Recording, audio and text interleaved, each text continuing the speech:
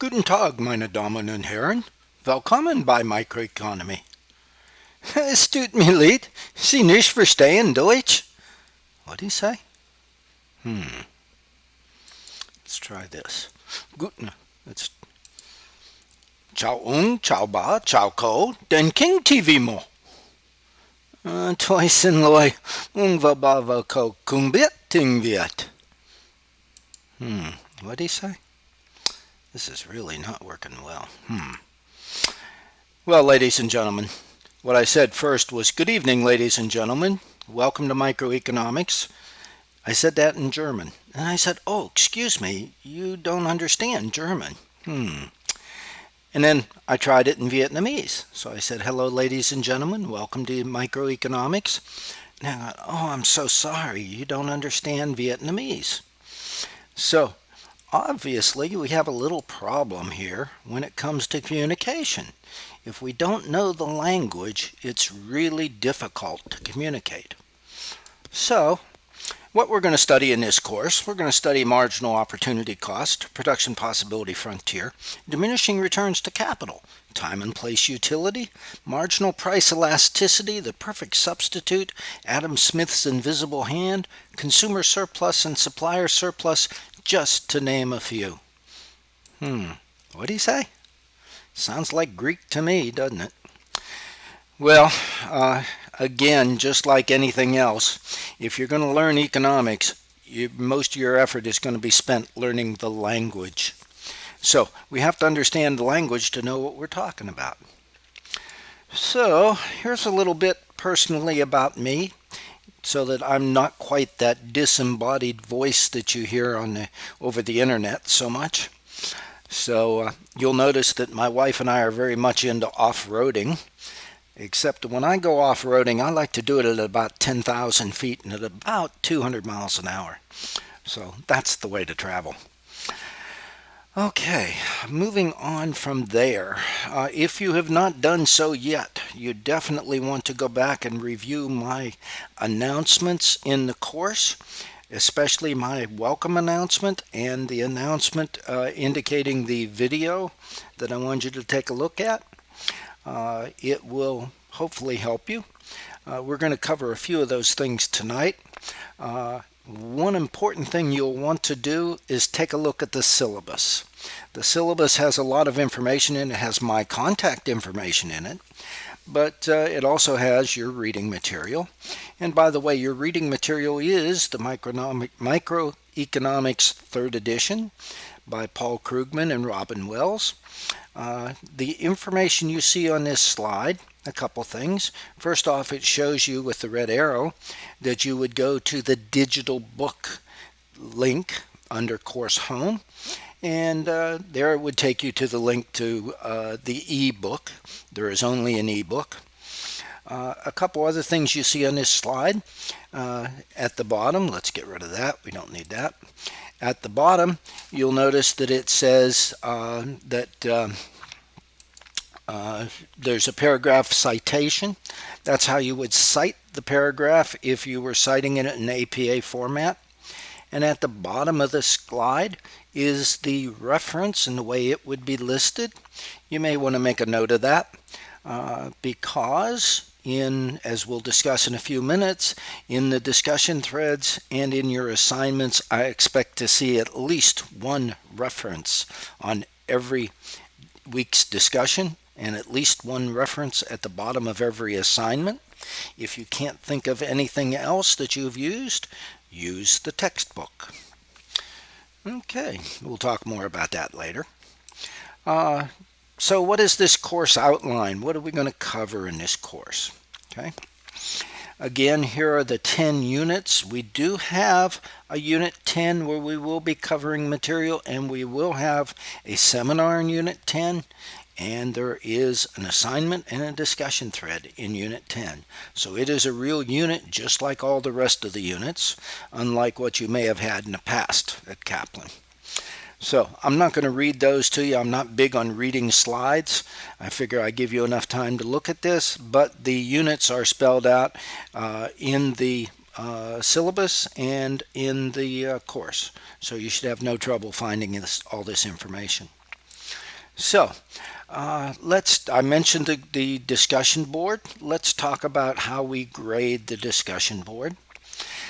You'll be aware that in the School of Business, you're required to post on a minimum of 3 posts per discussion thread. What that really means is that we're expecting you to answer the question, and then we're expecting you to interact with at least a bare minimum of 2 of your fellow students. Okay? Now, your first post must be made before Saturday night at midnight. To play it safe, plan on that post being in before Saturday night at midnight Eastern Time. Okay, that'll make it a little bit easier for you. Now understand, our course starts on Wednesday. Each class week starts at 1 minute past midnight Wednesday morning.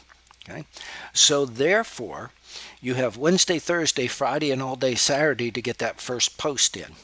I'm going to suggest that you do that first post on Thursday or Friday. Don't wait till Saturday to do it, because something will come up on Saturday evening as you're getting ready to do the post that you won't be able to, and then your post will show up on Sunday, and then you're going to lose a few points. So don't do that.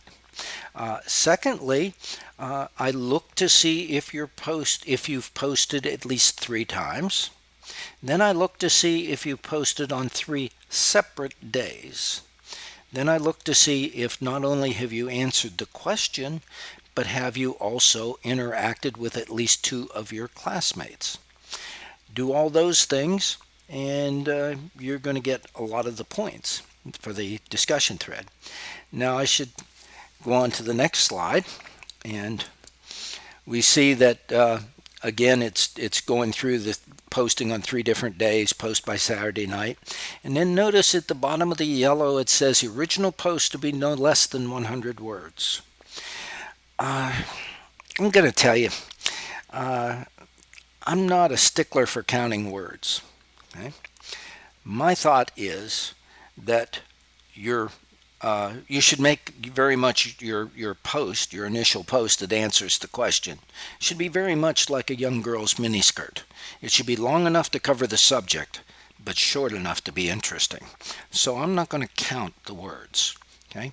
Now, I do consider the discussion thread area to be a learning environment, not an evaluation environment. What does that mean to you? That means that you don't have to be afraid that what you put in the discussion thread posts, either to answer the question or to your classmates, that you're going to be judged if you lose points if you don't say it exactly correctly. I expect that you will learn as much, if not more, from your classmates as you will learn from interacting with me. So, therefore, I'm not as, if you do say something that's not quite correct in the discussion thread and I see it, I'm going to come back and kind of point you in the right direction. That's what a learning environment is all about. But I'm not necessarily going to take off any points. Okay? As a matter of fact, I'm not. As long as your post is germane to the subject. In other words, it is of substance related to the question that we've had and related to what we're learning in the course. So don't use a post that says to your classmate, gee, that was a good post, thank you, and then think that is your post. That's not sufficient. Okay? You must have a discussion of the subject. That's what makes this a learning environment. Also, if you look at the green part just below the yellow and you scroll down to, and you can't see it, but there's one line about references. It says references are used and cited properly. I mentioned a few minutes ago that I expect to see a minimum of 1 reference at the bottom of your post that answers the question. If I don't see it, you lose 2 points. Okay? So, simply put the reference there and you won't lose the points. Okay? Now, what about in your references when you are responding to your classmates?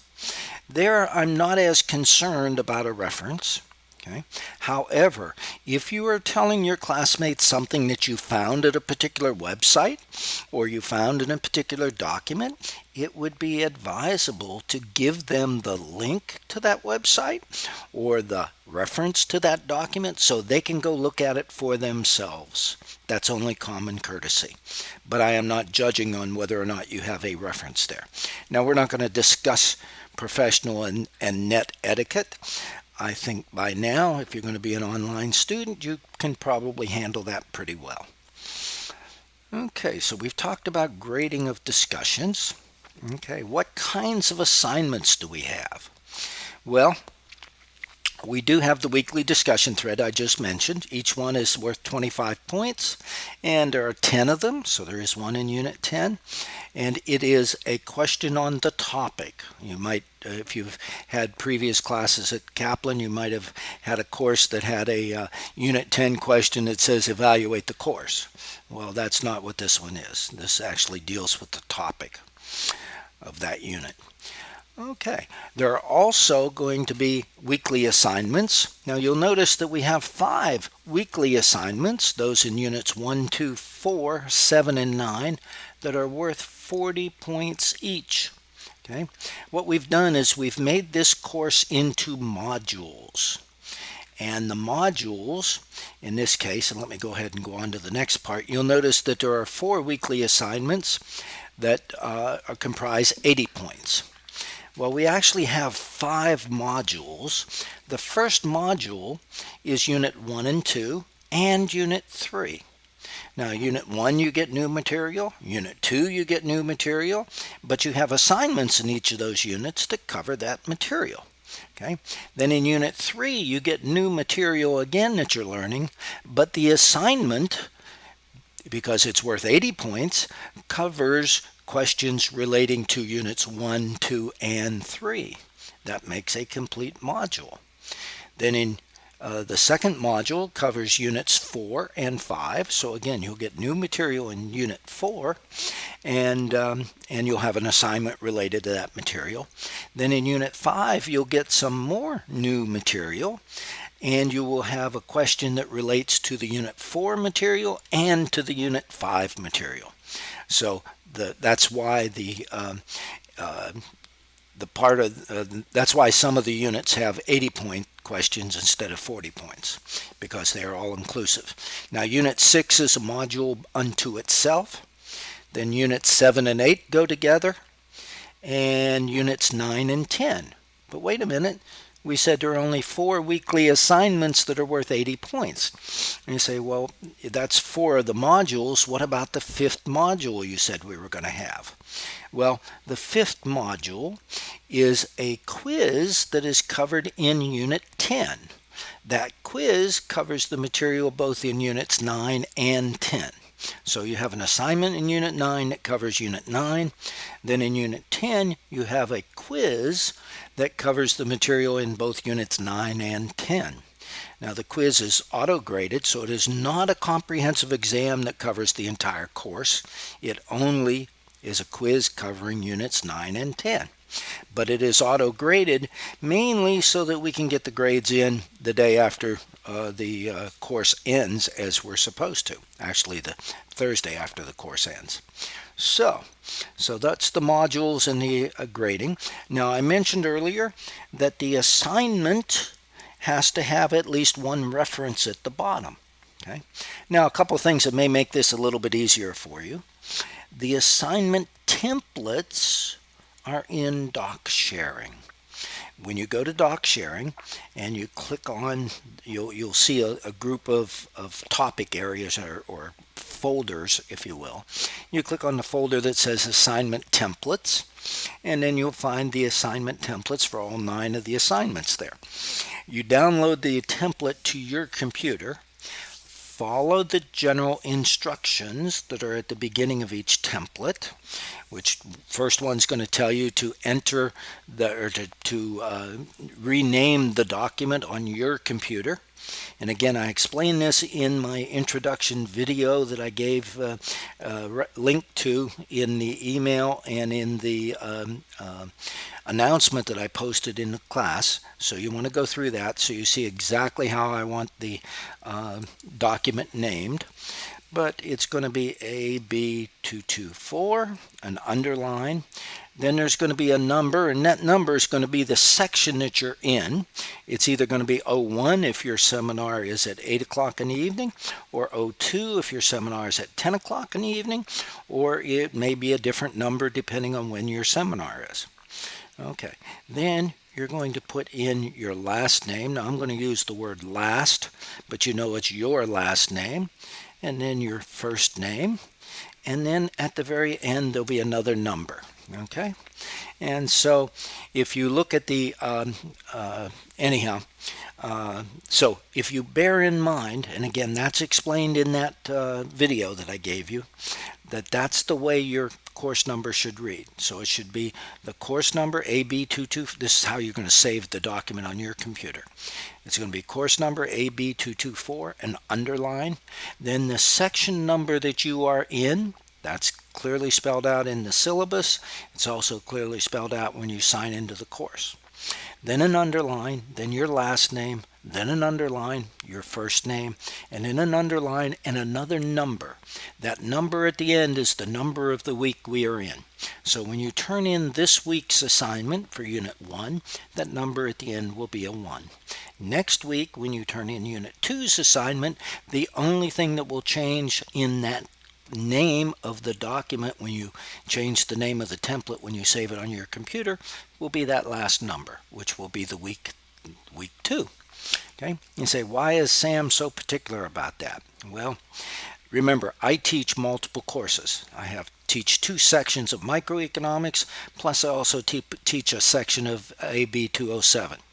So all those documents go into my computer, all those assignments, as I'm grading them. If I need to go back and find one, I need to know whose it was, what course they're in, and what section they're in. So do that and you will have a happy camper for an instructor. And in the grand scheme of things, you probably want to keep your instructor a happy camper. Okay, what else do we have as far as points? Well, the seminars are graded. There are 15 points each. And so if you do miss a seminar for some reason, what you want to do is go back and complete the alternate assignment so that you can at least get those points made up. Because this course is worth 1,000 points.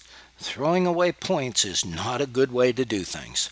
So you want to get all the easy points you can, because in reality this is not an easy course. The material in these units that we're working in and these modules are new to most of you, and you're going to find them difficult at best. So you get the easy points while you can so that we can focus on the hard stuff. Okay, what about late policy? Well, by now you've had courses here at Kaplan. You know what our late policy is. What am I going to do? Well, first off, I understand that we're all adults here, and we have family issues and life issues that sometimes get in the way. If you have one of those situations and you're going to be a little late with an assignment, let me know. Send me an email or call me or do something. Okay? Why? Because I won't take away the extra points that I'm supposed to take away when something is a little late. Okay? I've got some flexibility in that. If you don't let me know, then I have no other choice. Okay? Now, another thing I should mention on assignments is, as you're doing the assignments, do not skip a question. Don't just leave a question blank. If you leave a question blank, I must give you 0 points for that question. If you put down an answer that is wrong, I can at least give you some points depending on how close you are with your answer. Okay? So, but if you have no answer down, the only thing I can do is give you 0 points for that. So let's not do that. Okay. So what else do we have out of the syllabus? We talked about the assignments. We talked about the grading. Let's see. One thing we want to focus on is everyone familiar with what plagiarism is? Plagiarism is basically copying something from somewhere and pretending you thought it up, okay? And not giving credit to who originally did think it up. So think of it as cheating. Now, the best way to avoid plagiarism is if you're going to copy and paste something from somewhere to support your answer, put it in quotation marks and put a reference at the bottom of your post, a citation at the end of the quotation. Now, do not just give me copy and pasted quotations for your answer, no matter where you find them. I don't want to see what someone else thought of the particular question, especially some professional economist who really knows what they're doing. I want to see what you think about the question. Okay, so therefore, it is fine to use a quotation to help support your answer, but then you need to explain to me why that quotation contributes to the answer and how you understand the answer to be correct based on what you learned in that quotation or that whatever you copied and pasted. If you do that, then you have no problem with plagiarism as long as you've done the references and all. Okay, so we don't have a problem with plagiarism. Now, one other thing, you know that the School of Business has tutoring available, and there's no problem with using that if you wish. However, I think you'll find that if you have a question regarding the material and you're not really sure where to go and what to do, your best source would be to come to me. Okay? Come to me. I'm the one that knows exactly what I'm looking for in that question, and I'm the one who knows how best to explain it. So therefore, come to me. Now you have a couple ways of coming to me. That information is available to you in the announcements I posted and also in the syllabus. And so you can email me through the university email. You can email me through my personal email, which is an even better way because that shows up on my phone, and so I see it right away. Or you can even call me. I give you my cell phone number in a number of places. Do not be afraid to pick up the phone and call me. Oftentimes I can talk you through something better, easier than if I had to type you an answer back. So talking is much easier. Okay. So if you have any questions, please be sure to let me know. Now, how many of you are familiar with the university color wheel? This might be something important to you. Okay? If this was interactive, I would ask each of you to pick out a color that you think is appropriate for you in the university environment. And I'd give you a few minutes to do that. But since this is a pre-recorded seminar, let me go just a step further. And what these numbers represent are the percentages of people who got what grade from me over several years of teaching this particular course. Okay? So you'll notice that the greens are really good colors. And there's a lot of people who fall in the green. Blue is okay. There's no problem with blue. But if you're in the purple or the red, that's really not good. And if you're in the dark red, the dark red or the bright red, that is not good. Why? Because if you're in those color areas, you're throwing your tuition money away. And education is not cheap. Even if you're getting a student loan for the course. If you flunk the course and you still have to pay the loan back, but you still have to take the course over again, all you're doing is you might as well take your money and go stick it in a trash can and burn it because it's gone. Okay? So how can we avoid wasting the money, or the people that ended up wasting their money? Why did that happen? Well, normally it happens because they don't have the time to spend, or they chose not to spend the necessary time in doing the studying that it takes for this course. Okay? Now, it does not matter what university you go to anywhere in the world. Okay? most university level courses, the student is expected to spend at least 3 hours of study time for every credit hour that the course is worth. Okay? Now, you remember, this course is worth 5 credit hours. Now, that's per week, by the way. That 3 hours of study time per credit hour per week. Okay? So, since this is a 5 credit course, 5 credit hours, then we would expect that you'd be spending 15 hours of study time on this course alone per week. Okay? Now, that may seem like an awful lot. Okay? But that's what gets the A's. Now, each person is a little different. Each person has some different situations in their life. Let's look at some hints that will put you in the green area. First thing is plan some study time. Make an appointment with yourself for so many hours a week. Maybe it's when the kids have gone to bed. Maybe it's before everybody gets up in the morning. Maybe it's whatever. Okay, whatever fits your schedule. But put a couple hours a day aside just to study. Okay? Now, let's use your time most efficiently. Before you start to do your reading of all the material, before that, look at the questions you're going to have to answer. Go to the assignment and download it and look at the questions. Okay? Get an idea of what questions you're going to have to answer. Go to the discussion thread area and see what question is going to be asked there. Now, as you're doing your reading, you'll really key in to those questions, okay, to that area. Now, obviously, do the reading, okay? But it's not enough to skim through the reading quickly. I suggest that you get a pencil and paper and take notes. Now notice, I didn't say that you type your notes into the computer. I said get a pencil and paper and write it down. Why? When you read material, it goes into your brain a certain way. When you write the important parts down, the physical act of writing it with a pencil and paper puts it into your brain a little differently, a little bit easier to remember. So that is a much more effective way to be able to come back to that material when you need it. Okay? Another thing is turn in the assignments on time. Again, I mentioned earlier that sometimes life gets in the way.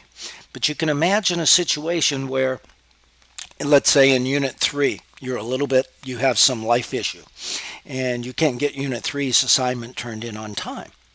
Okay, so now in Unit 4, you have to do all of Unit 4's work, but you got to go back and do Unit 3's work too.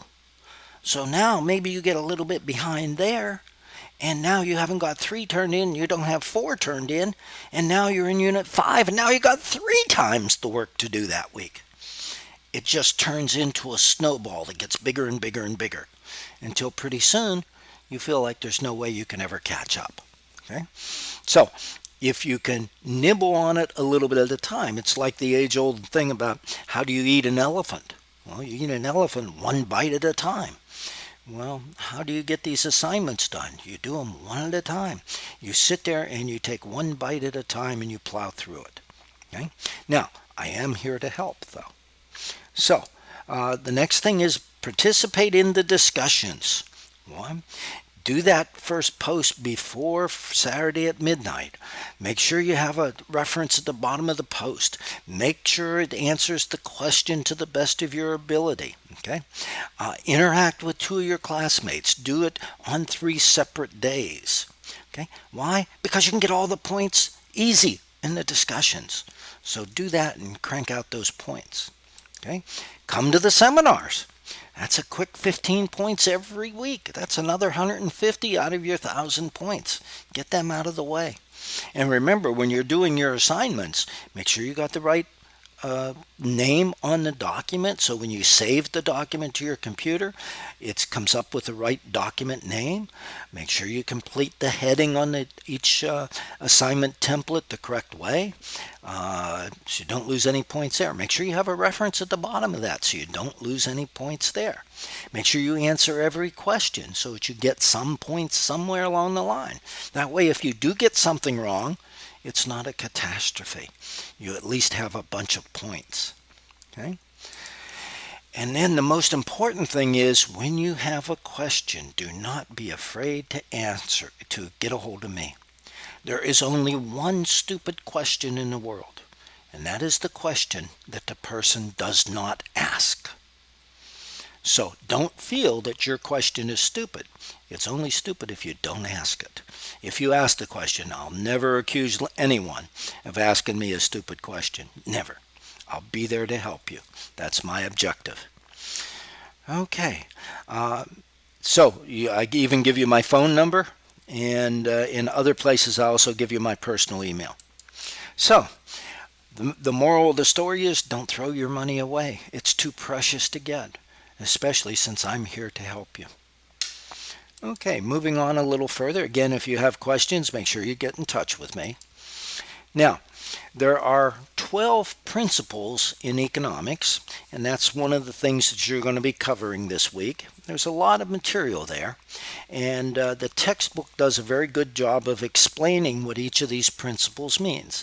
Now again, I'm not into reading slides, so I'm not going to read these 12 principles to you.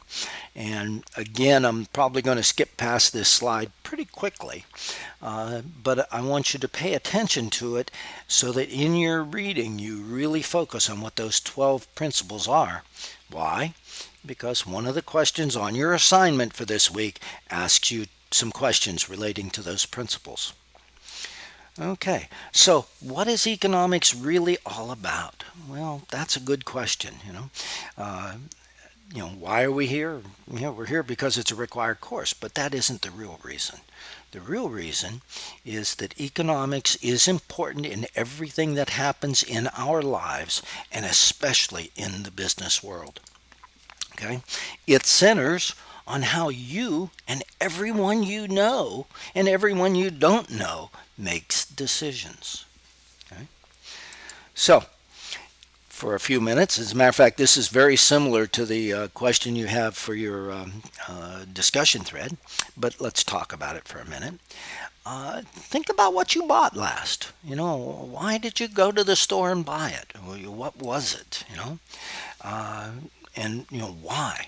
Why did you buy that particular thing instead of something else? There is something else that you could have spent that money on, but you chose to spend it on the thing you got. Why? Okay. Well, there's a couple concerns we have. Okay. And the first one is that most of us don't have enough money. We're not rich like, the rich people you can think of. Okay. So we don't have so much money that we can just throw it away. Okay. So we say that we have a scarcity of resources. In this case, the resources, the money we use to go buy stuff. You'll see in business there are other resources, but we never have enough of whatever the resource is that we're considering. So we have scarcity of resource. And every decision we make to buy something or get something or do something with our time, we're simultaneously making a decision not to do the next best thing we could do with that money or with that time. So that next best thing that we're giving up to get what we're getting is an opportunity cost of what we're getting. Okay? So that's a new concept that you'll need to play with. Okay? So, and then the question becomes, the people at the store, think particularly of the owner of the store. Does that owner of the store care about you as an individual? Is the reason they set up that store to solve your problems as an individual? Probably not. Okay? Why did they set up the business? They set up the business for them. so that they could sell the things they wanted to sell, or they could make the things they wanted to make and then sell them. Okay? So it was in their best interest, their own personal best interest, to provide you with whatever it was you wanted so you would buy it from them. Okay? So it wasn't that they were just madly crazy about needing to solve your problem. It was they're trying to solve their problem. Okay? And by doing so, the best way they could do that was coincidentally solve your problem. So everybody, you and everyone else, is making every decision you make in your own best interest, and so are they. Okay? So self-interest is very much a driving force of all decisions, and definitely all economic decisions. Okay, now here's a quote from Adam Smith. Now, who is Adam Smith? Adam Smith is quite famous. You see, he wrote in the 1770s, so over 250 years ago, 240 years ago. But he's what we would call the father of economics, because he started to write material that related to the very topics that we now call economics. But one thing that's interesting, he said that all this self-interest and people making their individual decisions in their own best interest, those decisions, when they're taken in toto, in other words, all those decisions added together, make up what we call an economy. It's all the stuff people buy and all the stuff people sell and all the stuff people trade. And it's as though when the economy is working that way, where everyone's making their own decisions based on their own personal best self-interest, that it's as though an invisible hand is guiding that society. So, for instance, let me ask this. Why, if we know that oil is in short supply, now, if the prices have dropped technically recently, but that's a temporary aberration. Okay? There's only so much oil in the ground, and that oil, there's only so much of it can be refined into gasoline. So we all know this. Okay? It's not an unlimited supply of oil and gasoline that we have.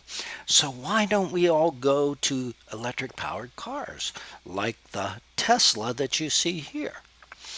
Well, if I were able to ask you the question, you were able to type in the answer, I'm sure very quickly you'd say, yeah, but that car, that red car you're looking at there, cost well over $100,000. I don't have that kind of money to buy a car. Therein lies the crux of the issue. So, although we know an electric car would be the ideal vehicle for us, as far as the ecology, global warming, the not using oil, what have you, we know that that would really be good for us. Still, it is not an appropriate decision for us in our own self-interest because it's way too expensive. Okay? So, once again, what we find is people are making those decisions on their own, in their own best interest, and it's as though the economy is being controlled by some invisible mechanism that Adam Smith calls the invisible hand. Okay? Now, before I go there, let me back up and say one other thing. That assumes that there's not some party, some controlling mechanism that's screwing up the system. In other words, it's taking advantage of somebody. Okay? It assumes that everybody is on a level basis, a level playing field, if you will, where their decision matters. Okay, so one of the things we're going to study is markets. And basically all a market is people coming together to sell things, sellers wanting to sell their product and buyers wanting to buy a product. And there is a haggling, if you will, back and forth on price. Okay? Now there will be some agreement that will come out of that. Okay? And so the question is, the seller wants to know, what is he going to sell? How much of it is he going to sell? At what price? The at what price is the important part there. And at the same time, the buyer wants to buy whatever it is, okay? But they have a price in mind that they are willing to pay, okay? Now, if they can get it for a lower price, they're going to be happy. If they have to, if it's too high, they won't buy it. The seller, on the flip side of that, if he can get a higher price than what he really wants, he's really going to be happy because he's going to make a lot of money. But there'll be some lower price, as the price gets lower and lower and lower, there'll be some bottom price below which he won't sell his product. So we have that range of prices that both the buyer and the seller will work at. They will meet at some common ground called the equilibrium price. Okay? And you'll hear about this more later. And that's a price that everything that's all the sellers want to sell at that price, they'll find a willing buyer who wants to buy that quantity of that product, or a number of buyers who want to buy that total quantity of product at that price. And again, the at that price is the key. And when the market is operating most efficiently, we'll find that there'll be no extra product left over that sellers want to sell at that price that they can't find a willing buyer for. And there'll be no buyers who want to buy product at that price who cannot find a willing seller to sell to them at that price. So there'll be no extra product left over that goes unsold, no surplus, and there'll be no shortage or people wanting to buy who cannot find the product at that price. That's what equilibrium is all about. Now, an ideal market, a more realistic market for us, would be the stock exchange. Anyone who's ever taken any financial courses or studied anything about the stock exchange know that there are many, many, many buyers and many, many, many sellers, and they all come together and they end up settling on a price for each kind of stock. Shares of a company. So that's how the marketplace operates. Okay? Now again, one of the key concepts that drives decisions is the fact that there is scarcity. That means not enough resources. Now we already talked about money, but in business it may be advertising budget, it may be number of employees that you have.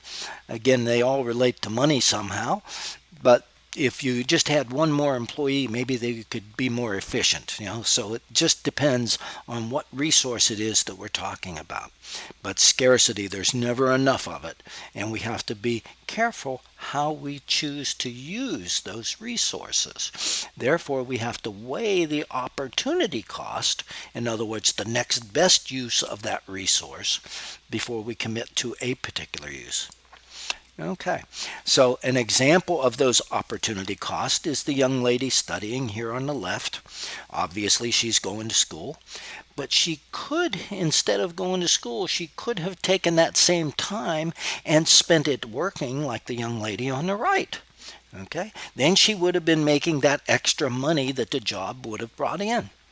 So therefore, in addition to the tuition costs, and the direct cost of going to school, she also has the opportunity cost of the lost income that she could have been getting if she had been spending the time working like the young lady on the right. So those are opportunity costs every bit as much as the direct cost of the schooling. Okay? Now, sometimes those costs are less tangible. They're not measurable in dollars and cents. So the picture on the bottom of the person welding, that person could have been going to school, or they could choose to be working. Okay? Well, that's a direct way we can measure that. We can just measure the amount of income that that person is giving up in order to go to school. So that's a direct opportunity cost we can measure. But what about the person in the picture in the upper right? Maybe they are giving up time with the children, or other less tangible or less measurable alternatives. Okay? So, going on a vacation with the family instead of staying and studying, okay, that's an opportunity cost. Okay? So sometimes those opportunity costs are not measured in dollars and cents. Okay? Another concept that we're going to spend a lot of time dealing with is what we call marginal analysis. Marginal analysis normally deals with one more of something.